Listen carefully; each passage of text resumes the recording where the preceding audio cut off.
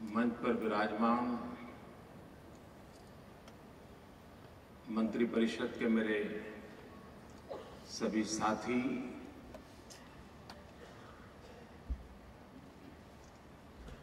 विदेशों से आए हुए सभी वरिष्ठ महानुभाव, देश के प्रमुख नगरों के मेयर श्री और एक प्रकार से शहरी भारत, अर्बन इंडिया, उसका एक लघु भारत का रूप आज मेरे सामने उपस्थित है। मैं आप सबका हृदय से स्वागत करता हूं।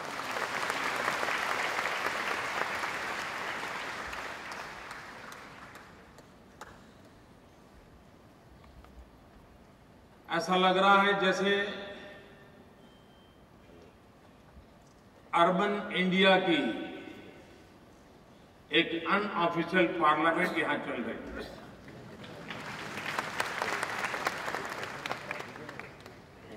और पहली बार ऐसा हुआ है कि भारत के शहरी जनों की सुखाकारी के लिए, शहरी जनों की सुविधाओं के लिए भारत के भिन्न भिन्न भूभाग के भिन्न भिन्न मतावलंबी, भिन्न भिन्न राजनीतिक पार्श्वभूमि वाले सभी लोग यहां पर एकत्र आए हैं। और आने वाले दिनों में हिंदुस्तान का शहरी जीवन कैसा हो, भविष्य में हिंदुस्तान के शहर कैसे हो, हमारे सपने क्या हो, उन सपनों को साकार करने का रोड मैप क्या हो, उसको इंप्लीमेंट करने की स्ट्रेटेजी क्या हो, रिसोर्स क्या हो, optimum utilisation of the resource के लिए हमारे प्रायोरिटी सेक्टर्स क्या हो, इन सभी विषयों पर एक गहन चिंतन हम इस महात्मा मंदिर में करने जा रहे हैं।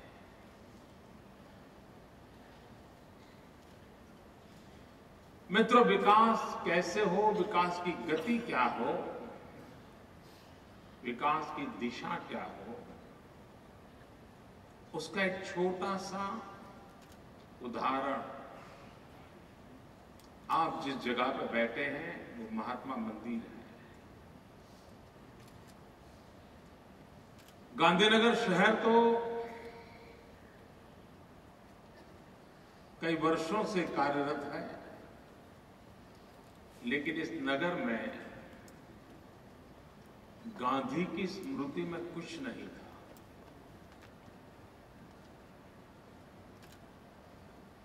पहले वालों ने किया न किया वो एक अलग विषय है,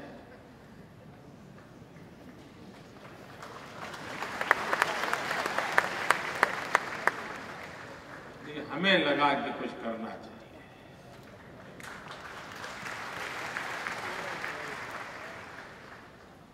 और इसी में से महात्मा गांधी के जीवन को केंद्र में रखते हुए इस महात्मा मंदिर का निर्माण किया गया है। मित्रों, जिस जगह पर आप बैठे, ये महात्मा मंदिर का बहुतेक हिस्सा सिर्फ 182 डेज में काम पूरा हो गया था। 182 दिन।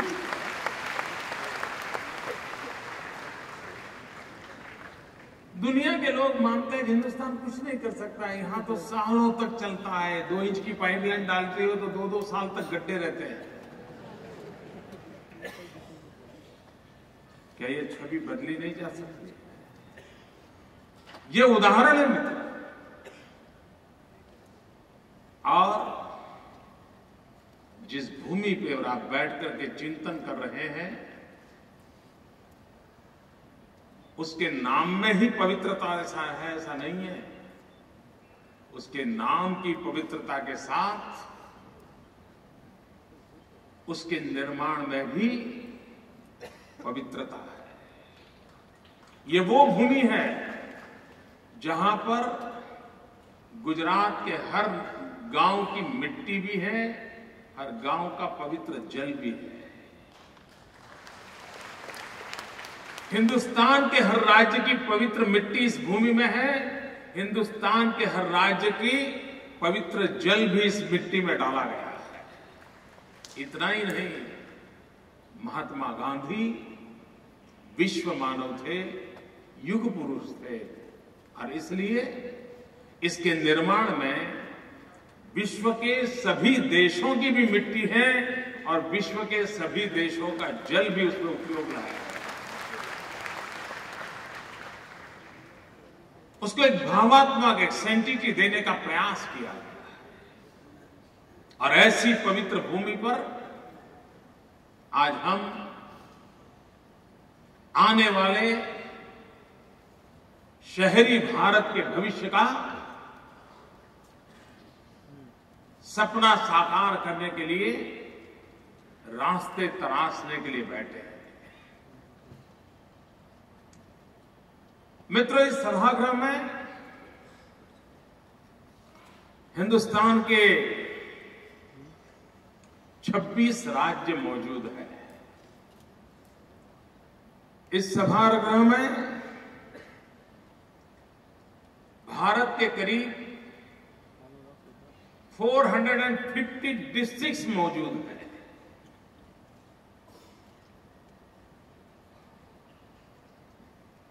हंड्रेड 134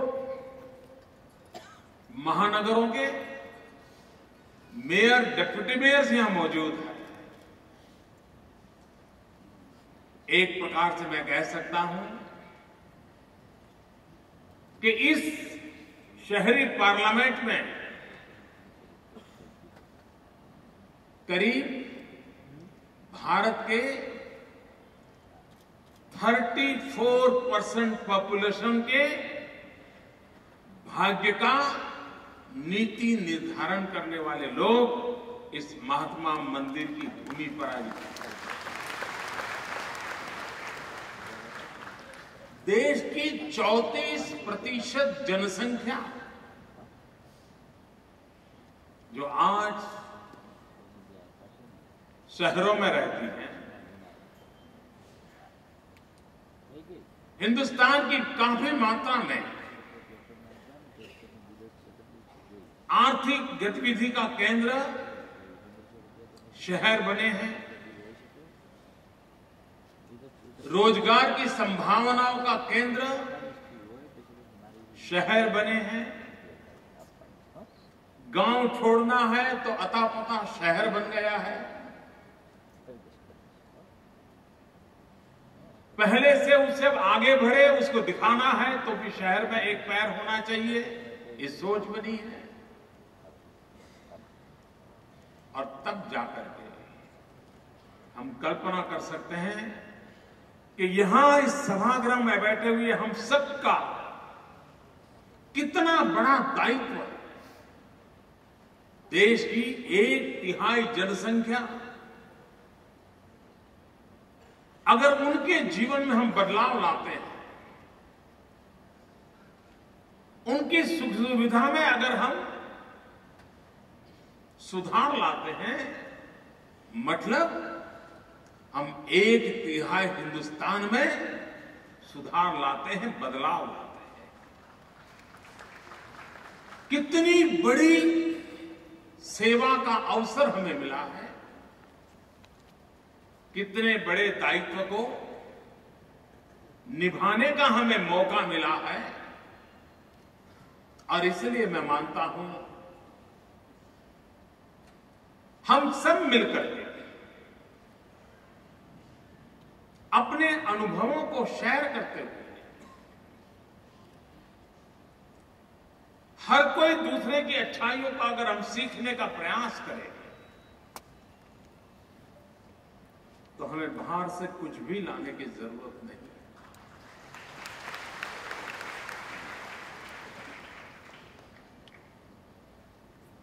कोई न कोई नगर होगा, कोई न कोई शहर होगा, उसने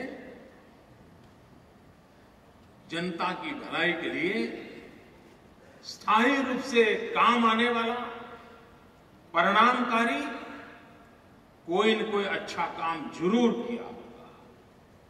आप यहां बैठे हैं, आपके हाथों से भी आप जिस नगर को, महानगर का दायित्व संभालते होंगे, जनता की भलाई के लिए अवश्य कोई न कोई उत्तम काम जरूर हुआ होगा। और आपका भी मन करता होगा कि जो आपने अच्छा किया है वो देश और दुनिया जाने। आपको भी लगता होगा कि जो अच्छा हुआ हो कहीं और भी हो। हम सब मिलकर के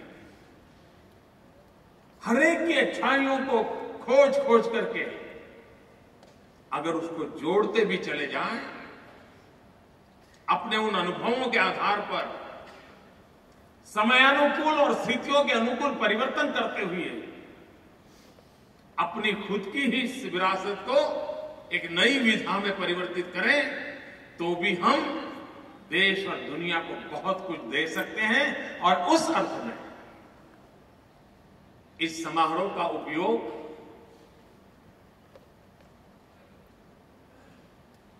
एक दूसरे से सीखना,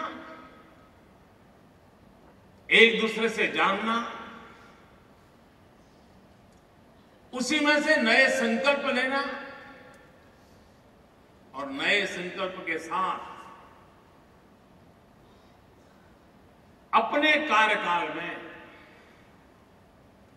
अगर हमें जनता ने 5 साल की सेवा करने का अवसर दिया है, तो 5 साल में मेरे उस नगर में, महानगर में कुछ ऐसा करके जाऊं ताकि दुनिया, वो शहर के लोग, आने वाली पीढ़ियां तक ये याद करके रहें कि भाई उनका जो कार्यकाल था, उस कार्यकाल में हमारे नगर में ये बदलाव आया, ये अच्छा हुआ, पहले तो ऐसा था, पहले तो वैसा था, ये बदलाव हम ला सकते हैं। और उसी एक इच्छा को अधिक प्रबल करने में ये सामूहिक चिंतन ये ताकत देता है। यहां किसी के उपदेश की जरूरत नहीं है। कोई आपको कुछ कहे, उसी से आपको जानकारी मिलेगा, ऐसा नहीं है।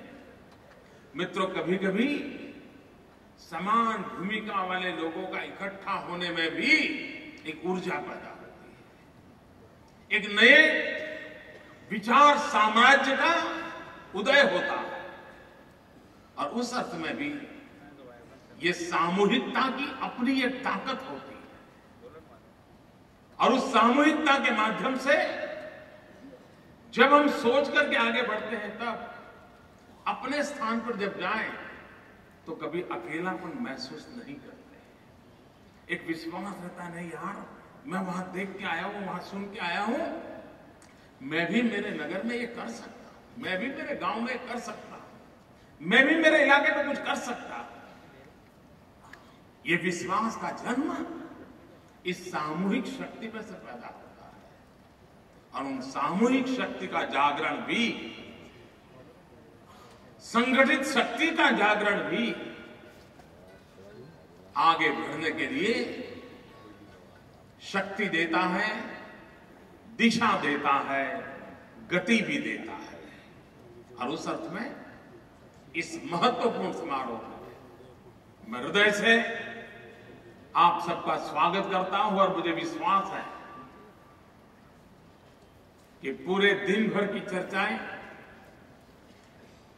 आने वाले दिनों में भिन्न भिन्न स्थानों पर प्रत्यक्ष काम को देखने के लिए आप जब जाएंगे तब आपके भी सुझाव हमें काम आएंगे और हम सब मिलकर शहरी भारत के भाग्य को और अधिक उज्जवल बनाने की दिशा में सफलतापूर्वक प्रयास है। मित्रों, क्या हमारा देश, ये तो जरूर हम कहते हैं कि भारत गांवों का देश है और वो सच्चाई भी है, हमारा जीवन भी वहां से जुड़ा हुआ है। लेकिन क्या भारत शहरों के प्रति उपेक्षा का देश है? तो सत्य नहीं। हजारों साल का इतिहास कहता है कि उत्तम नगर रचना के हम पुरोधा थे। 5000 साल पूर्व बना हुआ मोहनजोदड़ो की परंपरा है। यहां कोई जाकर के हमारे कच्छ में धौलावीरा में देखे, 5000 वर्ष पूर्व कैसी नगर रचना हमारे पूर्वजों ने की थी। उस जमाने में ड्रेनेज सिस्टम था, अलग टॉयलेट बाथरूम की व्यवस्था थी, अलग किचन की योजनाएं थी घरों में। इतना ही नहीं, नगर जीवन की व्यवस्थाएं थी। आज भी अगर आप जाएं वो 5000 साल पुराने नगर में, तो बहुत बड़ा वहां स्टेडियम नजर आता है। आज कई नगर हो गए जिनके पास स्टेडियम नहीं होगा। उस जमाने हमारे पूर्वजों की नगर रचना में इस सामूहिकता की व्यवस्था का ज्ञान था। मित्रों, आज भी हमारे कई नगर होते, वहां गली मोहल्ले के साइनेज नहीं होते, बोर्ड नहीं होते, भाई यहां जाओ उधर जाओ, ये वहां है। 5000 साल पहले अगर धौलावीरा में जाए तो साइनेज थे। क्यों? इसका मतलब ये हुआ कि उस समय दुनिया भर के लोगों का वहां आना जाना रहता, और तभी तो जाकर के साइनेज बनाने पड़े होंगे। वहीं के लोग होते तो उनको गली मोहल्ले के अत्ते पत्ते थोड़े देने पड़ते। बाहर के लोग आते होंगे तभी तो दिए होंगे। यहीं पर गुजरात में लोथल देखिए, 5000 साल पुराना समुद्री तट का शहर, और समुद्री तट से बंदरों की रचना कैसी, उसका सारा प्लान कैसा। ये सबूत है कि हमारे पूर्वजों को भी शहरी विकास का,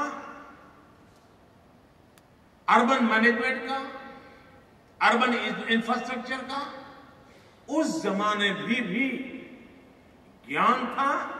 ज्ञान था इतना ही नहीं, उन्होंने सचमुच में उसको निर्माण करके जी करके दिखाया। अगर ये हमारी उज्जवल परंपरा रही है तो क्या हम हमारे नगरों को, हमारे महानगरों को और नई समृद्धि की ओर नहीं ले जा सकते? मित्रों, हमारे देश में लंबे अरसे तक चर्चा ये चली कि गांव टूटते जा रहे, उस पर हम रोते रहे, शहर बढ़ते जा रहे, उस पर रोते रहे, और रोने रोने में हमने दशकों को बिता दिया। अगर डे वन से हम इस सच्चाई को स्वीकार करके चलते, हम चाहें या न चाहें, बदलती हुई स्थितियों में अर्बनाइजेशन समाज व्यवस्था का एक महत्वपूर्ण हिस्सा बनता जा रहा है। अगर वो बनता ही जा रहा है, क्या करे, आफत है। पानी की व्यवस्था बनाते हैं, इतने में तो 10,000 जनसंख्या बढ़ जाती है, फिर व्यवस्था कम पड़ जाती है। रास्ते बनाते हैं, फिर भी 20,000 की नई एक कॉलोनी बन जाती है, रास्ता कम पड़ जाता है, रोते बैठते। हम मान करके चले कि अर्बनाइजेशन अब उसे रोने धोने का इश्यू न बनाए, उसे हम संकट न माने, क्यों न हम उसको शक्ति माने। अर्बन ये संकट नहीं, शक्ति हैं, ये सोच सबसे पहले हमें बदलनी पड़ेगी। उसी प्रकार से अर्बन, ये चैलेंज है, ऐसा सोचने की क्यों जरूरत है? ये चुनौती है, ऐसा क्यों सोचते हैं? ये अवसर है, और इस अवसर के रूप में अगर इस सारी व्यवस्था को हम देखेंगे तो फिर हमें उसको अच्छे ढंग से वेल प्लान वे में बनाने की सुविधा बनेगी और हम परिणामदायक बनेंगे। मित्र, इन दिनों देश में बहुत तेजी से अर्बनाइजेशन हो रहा है। करीब 34 करोड़ लोग आज शहरों में बस रहे हैं। पिछले एक दशक में करीब 9 करोड़ लोग शहरों में और बढ़े हैं, और एक अनुमान है कि 2030 तक और 25 करोड़ लोग शहरों में जुड़ने वाले हैं। अगर इतना बड़ा बल, इतनी बड़ी मात्रा में इस प्रकार से कॉन्सेंट्रेटेड इलाकों में, एक निश्चित सीमित भूभाग में जनसंख्याएं बढ़ने वाली हैं, तो हमें हमारे पुराने मानदंडों से, पुरानी सोच से हम व्यवस्थाओं में परिवर्तन नहीं कर पाएंगे। हमने आधुनिक टेक्नोलॉजी को स्वीकार करना पड़ेगा। हमें आधुनिक अर्बन प्लानिंग पर बल देना पड़ेगा। हमें इंफ्रास्ट्रक्चर के नए ख्यालों को खोजना पड़ेगा। हमने solid waste management, waste water treatment, इसके बिना कोई चारा नहीं है। और मित्रों, हम इन सारी चीजों को अगर सोचें, जिन लोगों के जिलों में या नगरों में बिजली के कारखाने होंगे, उनको पता होगा आज से 10 साल 15 साल पहले कोयले से चलने वाले जो बिजली के कारखाने हुआ करते थे, उस नगर में उस कोयले की जो राख थी, उसका डिस्पोजल एक बहुत बड़ी समस्या हुआ करती थी। उस नगर के किसी कोने में 50-50 फुट ऊंचे ढेर होते थे उस राख के, एशिश के। आज से 20-25 साल पहले उसको हटाने के लिए खर्चा करना पड़ता था, सरकारों से नोटिसें आती रहती थी। आज वही एशिश वैल्यू एडिशन हुआ। आज वो एशिश खरीदने के लिए लोग टेंडर भरते हैं। बदल आया कि नहीं? मित्रों, कचरे में से भी कंचन बन सकता है। हम कूड़े कचरे को कूड़ा कचरा न माने। सिर्फ हमारे दिमाग में कंचन रूपी सोच होनी चाहिए, तो कूड़े कचरे में से भी कंचन पैदा किया जा सकता है।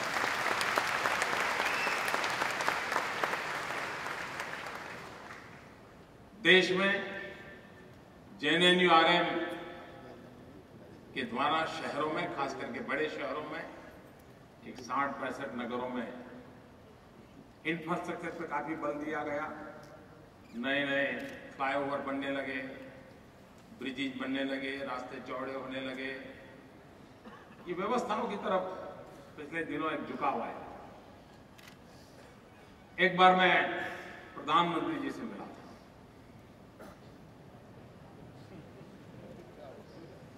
तो मैंने उनके सामने एक विषय रखा। काफी देर बातें हुई, मतलब मैं बोल रहा था।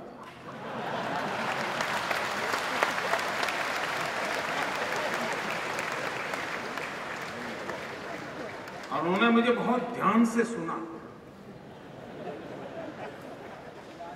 और मैंने कहा कि क्यों न हम पूरे देश में 500 शहर चुने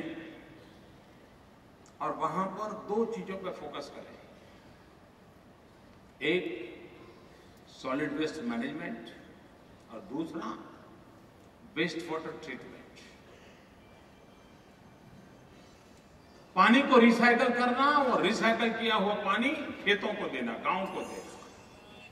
अगर हम शहर से गांव को देने की दिशा में प्रयास नहीं करेंगे, वो दिन दूर नहीं होगा जबकि गांव और शहर के बीच कॉन्फ्लिक्ट पैदा होगा। ये हम लोगों का दायित्व बनता है अभी से वो मैकेनिज्म खड़ा किया जाए ताकि कभी गांव और शहर के बीच में कॉन्फ्लिक्ट पैदा ना हो, वो एक दूसरे को पूरक बने। और उसके लिए सोचा जा सकता है। खेत में पानी चाहिए और हम कहेंगे नहीं, हम तो शहर को पीने के लिए दे देंगे, तुम्हें कुछ नहीं मिलेगा, तो तनाव पैदा होगा। लेकिन शहर में रिसाइकल किया हुआ पानी अगर गांव के खेतों को दिया जाएगा तो किसान भी सुख, शहर का इंसान भी सुख।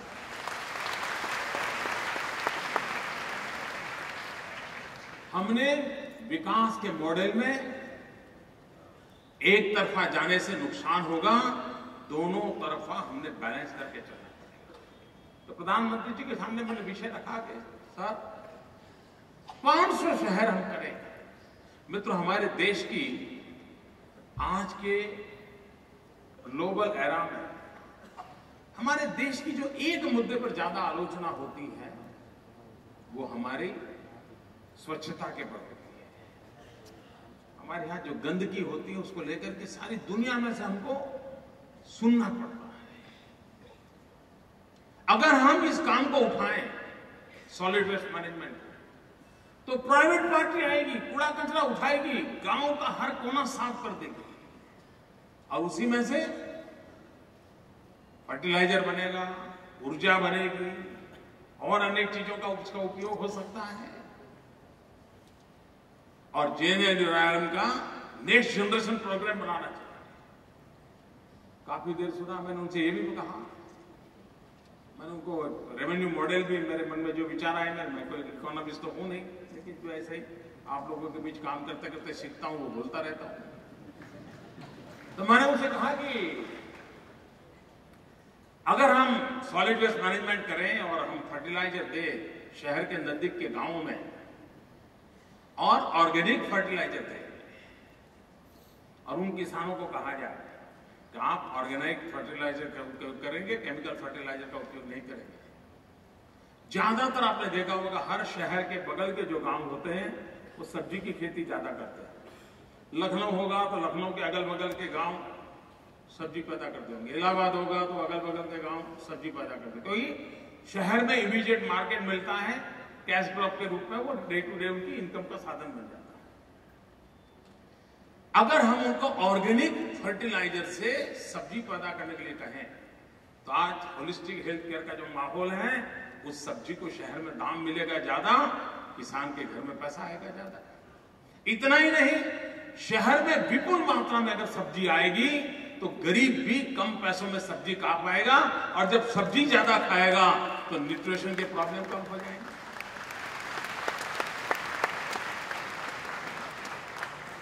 प्रधानमंत्री को मैंने कहा आप एक छोटा सा काम कीजिए, ये जो ऑर्गेनिक फर्टिलाइजर आपको देते हैं, किसानों को देंगे और केमिकल फर्टिलाइजर की जो बचत होगी उसकी जो सब्सिडी बचेगी, उस सब्सिडी को आप वायबिलिटी गैप फंडिंग में दीजिए। हर नगर को एक ताकत मिलेगी और इस काम को उन्होंने कहा मोदी जी योजना बहुत अच्छी है, सोच बहुत अच्छी है, आप ऐसा करो मुझे एक पायलट प्रोजेक्ट बनाकर दो। हमने दिया उनको, फिर 1-1.5 साल हो गया, हम फिर उसकी पीछे लगे तो कहा कि ऐसा करो प्लानिंग कमीशन को समझाओ। ऐसे ही चलता गया। मित्रों, खैर वहां से क्या अपेक्षा करें।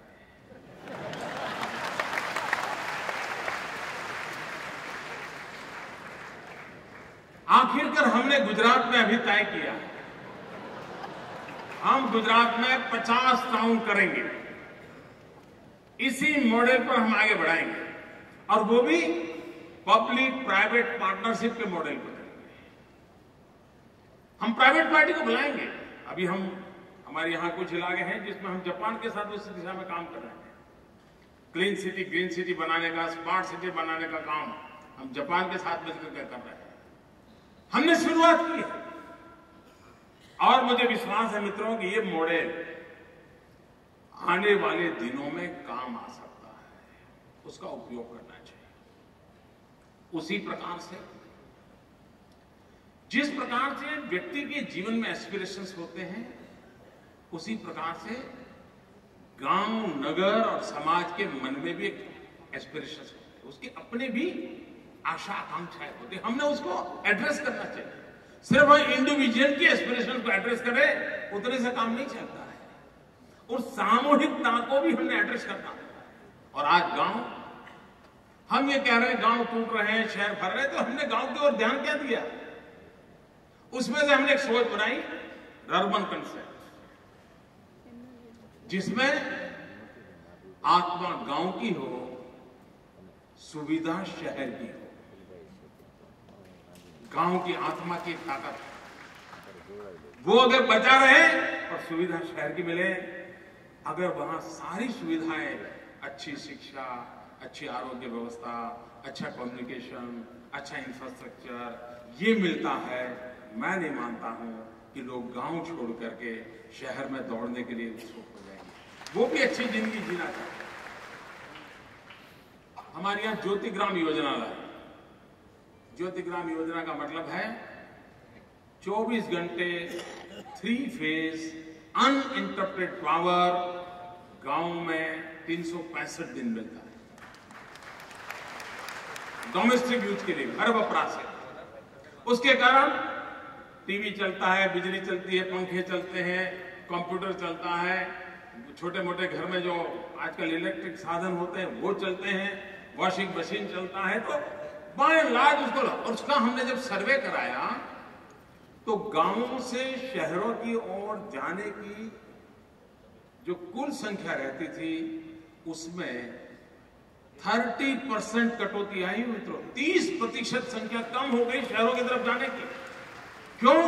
आपने अगर वहां सुविधा मुहैया करें तो हमने 2 वे अप्रोच, लोग गांव छोड़ करके जाए नहीं और शहर में आए तो परेशान हो नहीं, इस व्यवस्थाओं को विकसित करने की दिशा में हमने अपने मॉडल को डेवलप करना। उसी प्रकार से शहरों में हमने जन भागीदारी को प्रोत्साहित करना चाहिए। पब्लिक प्राइवेट पार्टनरशिप का मॉडल, और मैं तो अब PPP की जगह पर PPPP 4 P की बात कर रहा हूं। सिर्फ पब्लिक प्राइवेट पार्टनरशिप नहीं, पीपल पब्लिक प्राइवेट पार्टनरशिप, जनता को भी जोड़ना है। इन चारों को जोड़ करके हम अपनी नगर रचनाओं का विकास के अंदर करते हैं, उनकी भी भागीदारी हो। सिर्फ ऐसा नहीं वो घर बैठा है, मुझे ये मिले, मुझे वो मिले, मुझे टिकना मिले, मुझे फलाना मिले, और हम भी चुनाव जीतने के सोच में देते रहते हैं। और परिणाम ये होता है कि 5 साल के बाद देने के लिए कुछ रहता नहीं, तो वो भी देना बंद कर देता है और फिर हम घर आ जाते हैं। क्यों ना हम लोगों को जोड़े और जोड़ करके हम व्यवस्थाओं को विकसित करें। मित्रों, कभी कभी हमारी नगरों की रचना देखिए क्या होता है, एक बहुत बड़ी कमी महसूस होती है। सचमुच में हमारे अर्बन एक्टिविटी में सर्वाधिक अगर कोई काम है तो टेक्निकल काम है। रोड बनाने हैं, टीपी स्कीम बनानी है, ड्रेनेज डालनी है, सारे काम टेक्निकल है, इंजीनियरिंग वर्क है। लेकिन हमारे नगरों के अंदर जो मैन पावर है वो कौन है? 95% मैन पावर क्लरिकल स्टाफ है। इंजीनियर कम से कम है, टेक्नोक्रेट कम से कम है, अब क्लार्क ज्यादा से ज्यादा क्या करेगा? वो अपने खाता भाई लिखता रहेगा, टैक्स कलेक्ट करने का काम कर पाएगा, विकास का काम नहीं कर पाएगा। और इसलिए नगरों का विकास करने वाले हर इकाई के लिए आवश्यक होता है कि वो अपने पास जो मैन पावर है, उस मैन पावर में सर्वाधिक टेक्नोग्रेड को बल दें। अब हमारे यहां गुजरात में भी दिक्कत थी। क्या होता था? जो नगर पालिका का अध्यक्ष बनता है या नगर पालिका में जो बॉडी चुन करके आती है, अब वो क्या करे बेचारे? कुछ लोगों को तो सेवा करनी पड़ती है। तुमको लगता है चलो ये दरेक हर कॉर्पोरेटर को बोल दे, अच्छा तुम्हारे 2 लोगों को जॉब दिला देंगे, नौकरी पे लगा देंगे, तो फिर 20-25 की वो रिक्रूटमेंट कर देता है। दूसरी बॉडी आती है, फिर वो 25 लोगों को रिक्रूट करता है। तीसरी बॉडी आती है, वो तो ऐसे ही लोगों की भर्ती होती रहती है। हमने मित्रों गुजरात में बड़ी कठोरता से काम किया और हमने टेक्नोलॉजी को बल दिया। शुरू में लोग नहीं मिले तो हमने इंजीनियरिंग स्टूडेंट को, जो लास्ट ईयर के स्टूडेंट थे, उनको कहा, टेक्नो सेवा एक व्यवस्था की कि चलिए भाई आपको हम पैसे देंगे, 6 महीना जाइए नगर पालिका में काम कीजिए, आपकी भी ट्रेनिंग हो जाएगी और हमारा काम हो जाएगा। हमें मैन पावर मिलना शुरू हो गया। मित्रों, हम उचित मैन पावर के बिना हम नगरों को नहीं संभाल पाएंगे। हमें उस पर बल देना। एक और समस्या हमारे देश में, हम जानते हैं कि हिंदुस्तान बहुत तेजी से अर्बनाइज हो रहा है। पूरा हिंदुस्तान हो रहा है मित्रों। अच्छे राज्य हो रहे हैं ऐसा नहीं है, गरीब राज्यों में भी अर्बनाइजेशन की तरफ ज्यादा ही झुकाव है। लेकिन देश में अर्बन मैनेजमेंट के लिए जो ह्यूमन रिसोर्स डेवलपमेंट के लिए इंस्टीट्यूशंस चाहिए, हमारे देश में उसका अभाव है। आज भी हमारे देश में उंगली पर गिन सके उतने अर्बन प्लानिंग की इंस्टीट्यूशंस है। अगर कोई नौजवान अर्बन प्लानिंग पर अध्ययन करना चाहता है, कॉलेजेस नहीं है। हर राज्य में हमने urban planning, urban management, urban infrastructure, इसकी नई यूनिवर्सिटी, नई कॉलेजेस चालू करनी पड़ेगी। जब तक हम ह्यूमन रिसोर्स डेवलपमेंट और specially dedicated to the urban development, future urban growth, उसको ध्यान में रख करके हम जितनी बड़ी मात्रा में हम अर्बन डेवलपमेंट की ओर ध्यान नहीं देंगे, हमेशा मित्रों इतना ही नहीं, सुरक्षा का क्षेत्र, आपको स्पेशली अर्बन पुलिस को ट्रेन करने का समय आएगा। लॉ एंड ऑर्डर के अर्बन के प्रॉब्लम अलग होते हैं। आप एक पुलिस वाला जो गांव में ड्यूटी करता है, वही ट्रेनिंग वाला अगर शहर में ड्यूटी करेगा तो वो आउट ऑफ डेट लगेगा।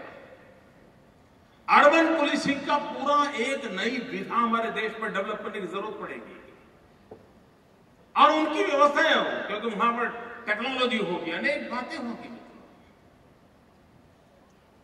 हमने अर्बन को लेकर के एक पूरी विधा पूरे देश में कैसे डेवलप हो, उस पर ध्यान देना। मतलब किसी देश को किस प्रकार से मोटिवेट किया जा सकता है, किस प्रकार से मोबिलाइज किया जा सकता है, किस प्रकार से देश के जन जन को उस काम में जोड़ा जा सकता है, मैं उदाहरण देना चाहता हूं। मैं 2 वर्ष पहले जापान गया था। जापान में कहीं पर भी जाओ, बिस्किट भी आते हैं तो उस पर एक स्टैंप लगा हुआ है, चाय नाश्ते की क्रॉकरी आती है उस पर भी एक सेंटेंस लिखा हुआ है। कोई जगह ऐसी नहीं होगी, और मैं 2 साल पहले की बात कर रहा हूं, कि जहां पर एक बात लिखी ना गई। वो क्या बात थी? एक बात जापान के हर कोने में, हर क्रॉकरी पर, हर जगह पे चारों तरफ दिखती थी। वो ये था कि 2020 जापान ओलंपिक को होस्ट करने के लिए रेडी है। अभी तो 2020 में जापान में ओलंपिक का जाना तय नहीं हुआ, तो अभी 3 महीने पहले तय हुआ। लेकिन 2 साल पहले से 2020 में ओलंपिक होने वाला है, 2020 में ओलंपिक होने वाला है। एक जापान, एक नागरिक के नाते हम तैयार हो, स्वागत के लिए तैयार हो, ये माहौल बना दिया चारों तरफ। और हर किसी को लगता था कि जैसे जापान में ओलंपिक यानी मेरे घर में कोई अवसर है, ये माहौल बना दिया। मित्र, हमारे देश में हम ऐसे अवसरों की ओर ध्यान नहीं देते। मित्रों, आने वाले दिनों में मैं 2 ऐसे अवसर देख रहा हूं। अभी से पूरे देश में हमने इसको हमारे लिए प्रेरणा का केंद्र बिंदु बनाना चाहिए। एक सबसे बड़ा अवसर आ रहा है 2022 में भारत की आजादी के 75 साल होंगे। यह देश आजादी का अमृत पर्व मनाएगा। क्या हम अभी से अपने गांव में, अपने नगर में, अपने जिले में, अपने राज्य में जनता जनार्दन को मोटिवेट कर सकते हैं? क्या हाँ भाई 2022 जब भारत अमृत पर्व मनाएगा आजादी का, तब हमारा नगर ऐसा होगा। आजादी के 75 वर्ष मनाएंगे, जब आजादी के लिए मरने वाले उन सबको याद करके हम प्रेरणा दे सकते हैं। इतने लोगों ने जिंदगी खपाई, कोई अंडमान निकोबार में खप गए, भगत सिंह, सुखदेव, राजगुरु फांसी पर तख्त चढ़ गए। आओ, आने वाले 8-9 साल है हमारे पास, हम सब एक मिशन के रूप में एक अवसर को पकड़े कि 2022 में जब भारत आजादी का अमृत पर्व मनाएगा, तब ये हम सबका पर्व होगा। हमारे नगर उसके स्वागत के लिए अभी से तैयारी करेगा। हम मोटिवेशन के लिए अवसरों को क्यों नहीं चुनते? और दूसरा एक महत्वपूर्ण अवसर आता है, वो है 5 साल के बाद महात्मा गांधी की 150वीं जयंती आएगी। और जब हम महात्मा गांधी की बात करते हैं, तब एक बात जिसके लिए महात्मा गांधी ने कभी कॉम्प्रोमाइज नहीं किया था, वो महात्मा गांधी के जीवन की सबसे प्राथमिकता रहती थी सफाई। वो स्वच्छता के बड़े आग्रही रहते थे। जहां भी मौका मिले वो स्वच्छता के लिए बोलते थे। क्या मित्रों, हम हमारे नगर में, हमारे महानगरों में गांधी 150 के मनाने का संकल्प अभी से कर सकते हैं? और एक सूत्री कार्यक्रम, निर्मल नगर होगा, साफ सुथरा मेरा नगर होगा। अब किसी मेरे वाल्मीकि भाई को गंदगी सर पे ढोने का अवसर नहीं आएगा।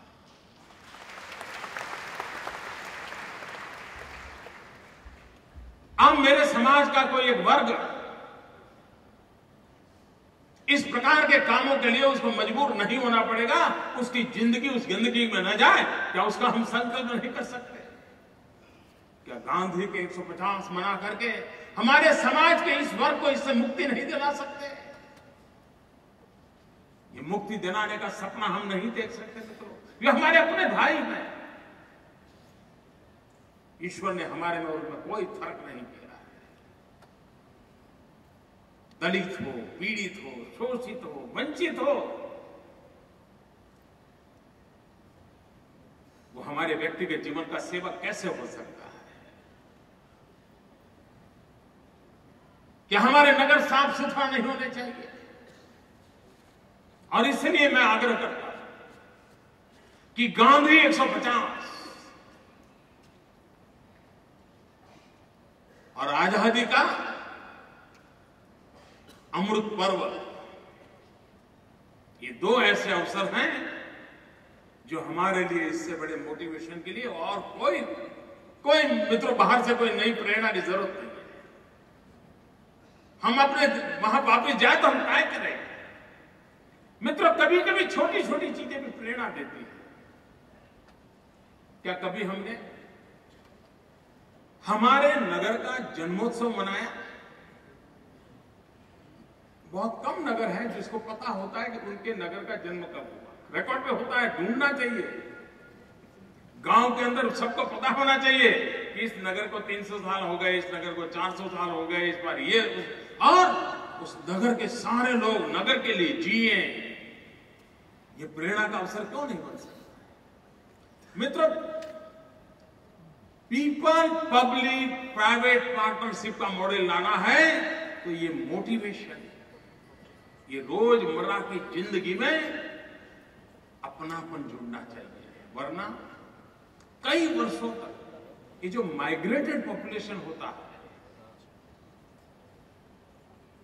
पहली पीढ़ी तक तो वो लगता है कि हम बाहर से आए, खुद को भी लगता है मैं बाहर से आया।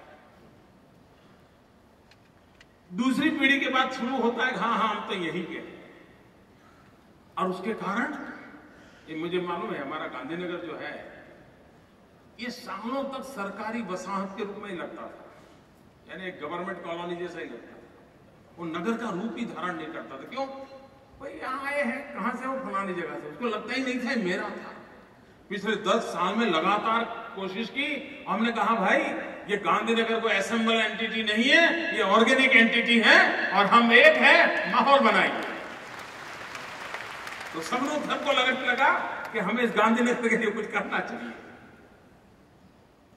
मैं मानता हूं कि हमने ये एक आमूलचूल नेतृत्व देने वालों की जिम्मेवारी रहती है कि हम समाज में इस प्रकार से कैसे परिवर्तन करें।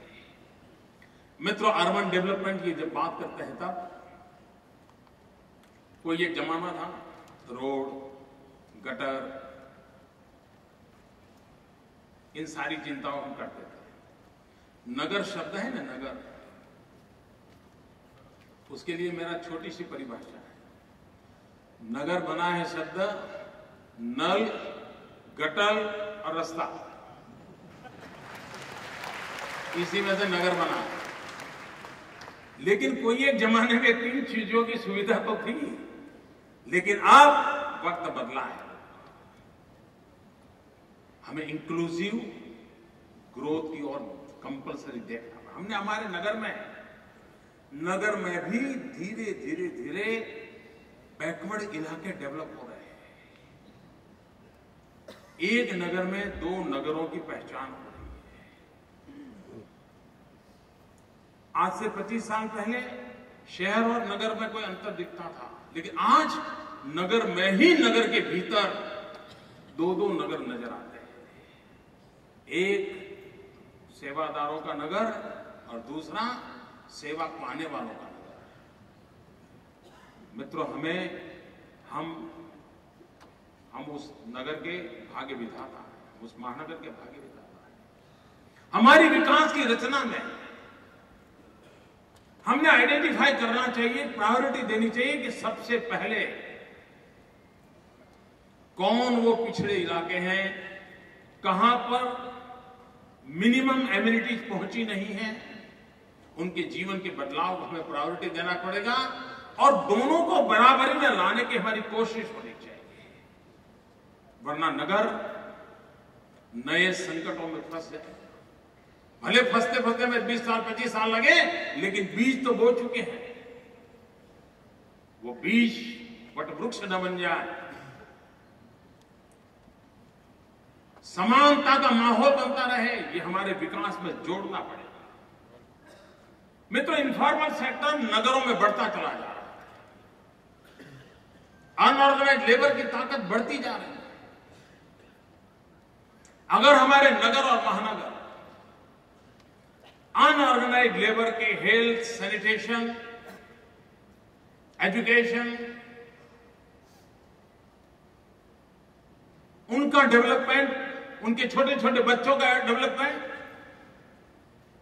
उस पर हमें अगर प्रायोरिटी नहीं दी तो सिर्फ शहरों के रास्ते, शहरों के बाहर बड़ा गेट, शहरों के चौराहे पर 2-4 पुतले, इतने से आने वाले दिनों में नगर विकास का मॉडल काम नहीं आएगा। और इसलिए और कीर्ति 4 पुतले रखने से नहीं मिलती है।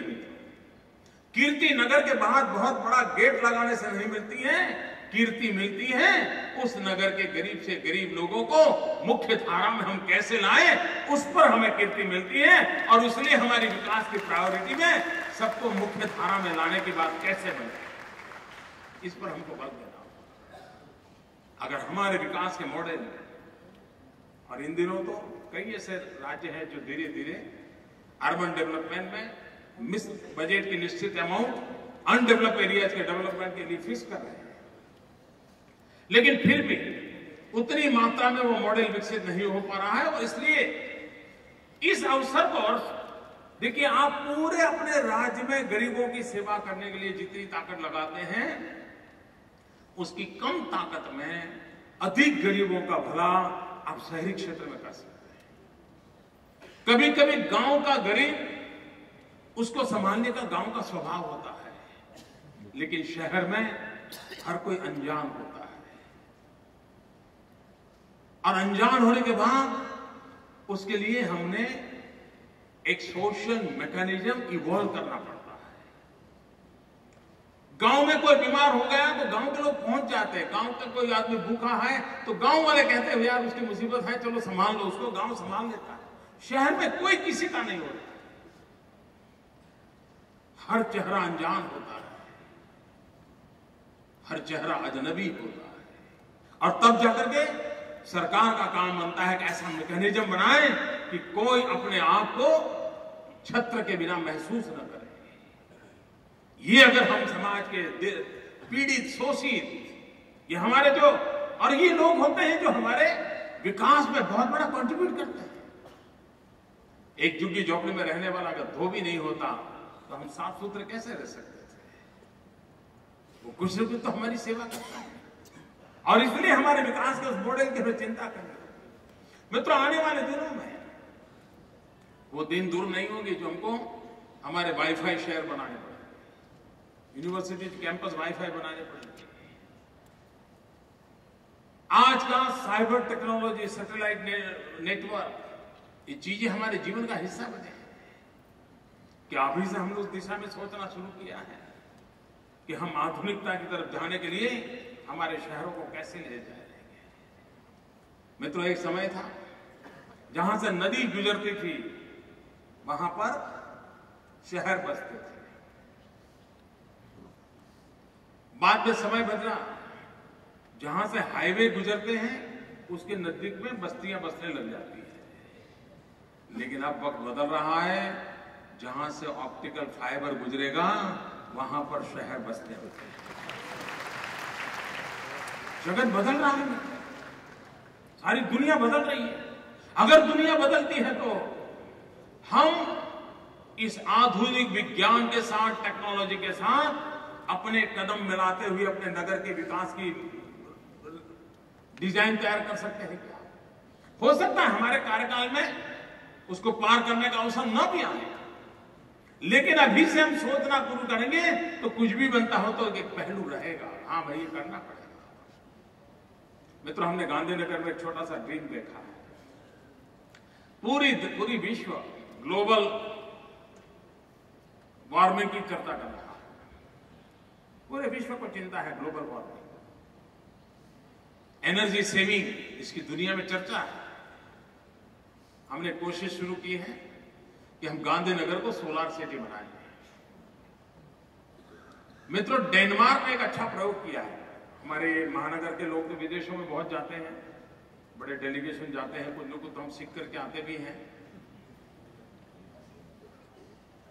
लागू कर पाते हैं नहीं कर पाते मुझे मालूम नहीं। तो मित्रों,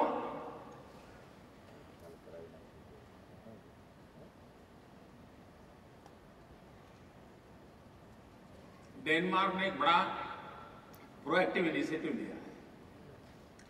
उन्होंने कोपेनहेगन को साइकिल सिटी बनाने की दिशा में एक बीड़ा उठाया। आज के युग में पूरे नगर को साइकिल सिटी, उन्होंने पूरा इंफ्रास्ट्रक्चर को नया मोल्ड किया है, मॉडिफाई किया है, नॉट मॉडिफाइड।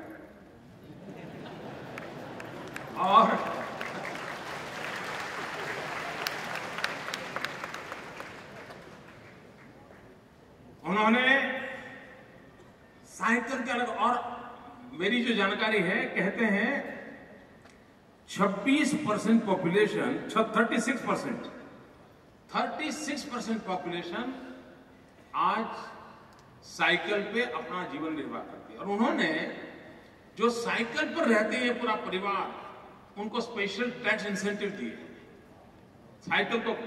अब मित्रों, उसके कारण अगर उनको बाहर से अगर पेट्रोलियम वगैरह लाना पड़ता है और फॉरेन एक्सचेंज का खर्चा आता है, देश की बहुत बड़ी सेवा कर रहे हैं। और उनका लक्ष्य है 2025 में 50% पॉपुलेशन साइकिल पे गुजारा करें, वो उनका टारगेट है।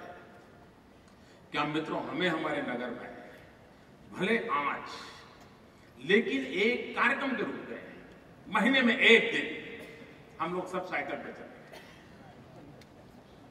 आप देखिए आदत बदलती है। मित्रों, बिजली बचाने का विषय, एक छोटा सा आपको मनोरंजन का एक कार्यक्रम मैं सुझाता हूं। करोगे मित्रों?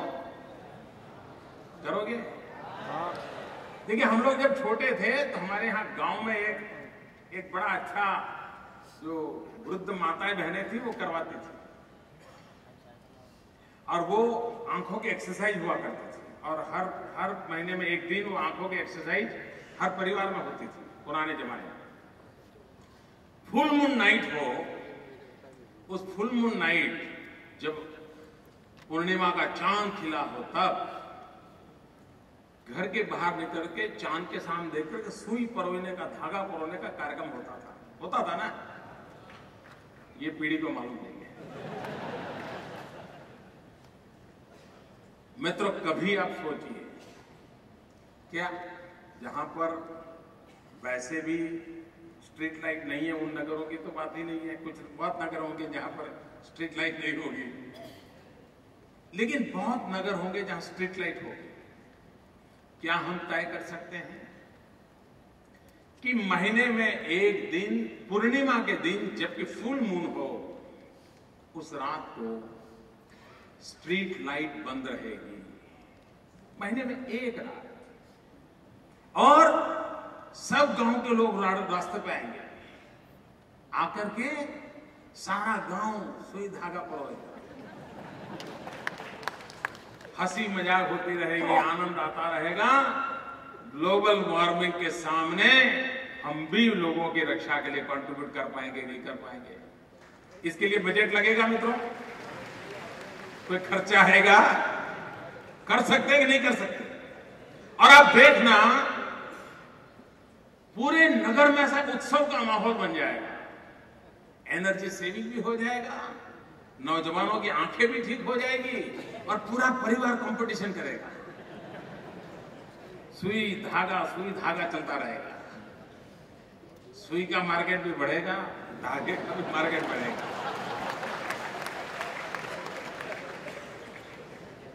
मित्रों, हम गुजराती लोगों के ब्लड में बिजनेस होता है,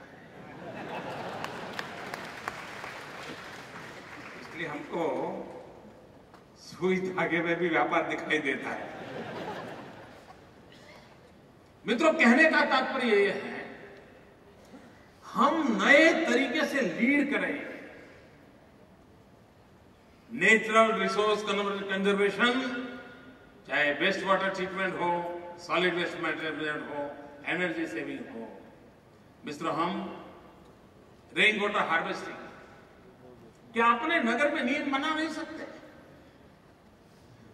हमारे यहां कोई, अगर आप पोरबंदर गए होंगे, महात्मा गांधी का जन्म स्थान, तो पहले तो हमारे यहां लोग जाते थे तो गांधी जी का जो जन्म स्थान थे वही देख करके आते थे।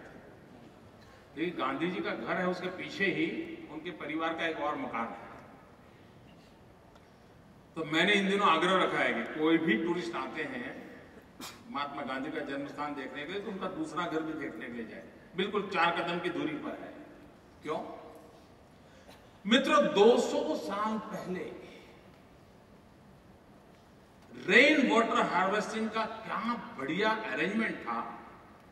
उस घर के अंदर बरसात का पानी शुद्ध रूप से रखने का कितना बड़ा टैंक और कितना बड़ा साइंटिफिक बना हुआ है, 200 साल पुराना है।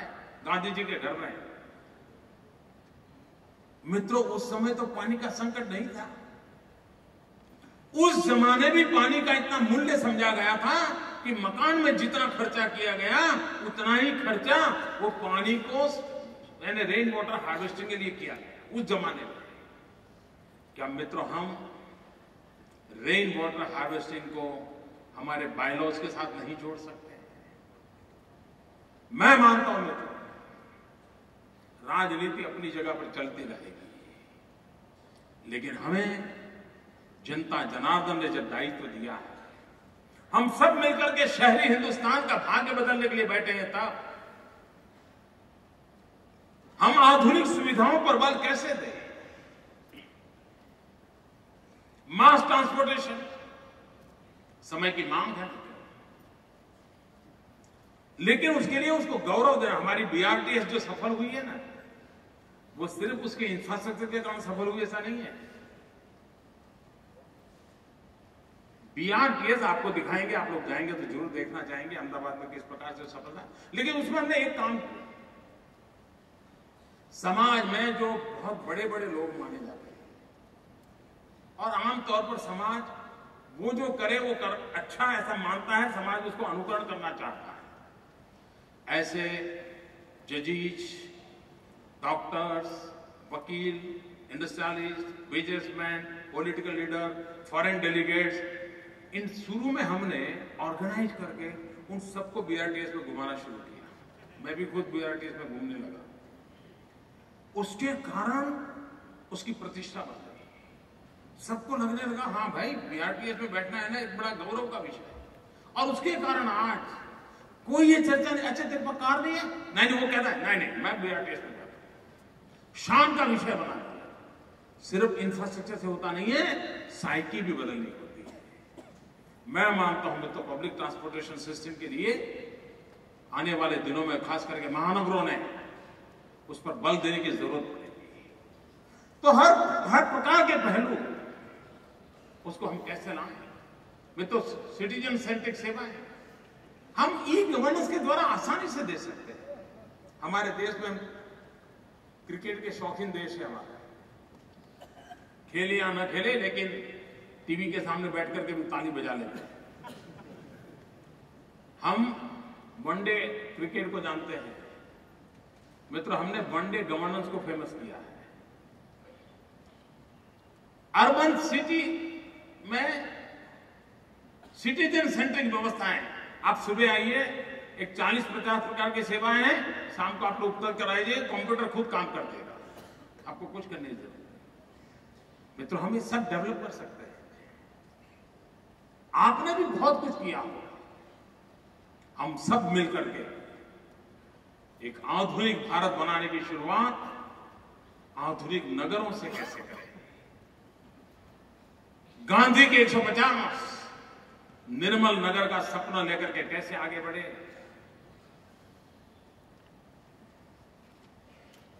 आजादी का अमृत पर्व हमारे नगर को, शहर को, महानगर को नई ऊंचाइयों पर ले जाने का एक प्रेरणा का केंद्र बनाकर हम कैसे बढ़े? उन सभी विषयों को लेकर के, एक नए सपनों को लेकर के हम हिंदुस्तान के कोने कोने से जाएंगे। मित्रों, मुझे पूरा भरोसा है कि हम शहर की सकल सूरत बदल सकते हैं। हम शहरी जनों की जिंदगी में एक नई आशा भर सकते हैं। हम शहर के गरीब से गरीब व्यक्ति को उस शहर के प्रति अपनत्व का भाव, गौरव का भाव पैदा कर सकते हैं। और हम सब मिलकर के आधुनिक शहरों का नया रूप रंग सज सकते हैं। इसी अपेक्षा के साथ आप सबको बहुत बहुत शुभकामनाएं देता हूं। मुझे पूरा विश्वास है कि इस समय ये 2 दिन के डिबेट में देश के लिए हम बहुत बड़ी सेवा कर पाएंगे। उस पूरे भरोसे के साथ इस समारोह के लिए मैं विभाग के सभी मित्रों की मेहनत को भी बड़ी दाद देता हूं। विदेश के इतनी बड़ी संख्या में मेहमान आए हैं, मैं उनका स्वागत करता हूं। जापान लगातार हमारा पार्टनर रहता है, मैं जापान का भी बहुत बड़ा आभारी हूं। बहुत बहुत शुभकामनाएं, बहुत बहुत धन्यवाद।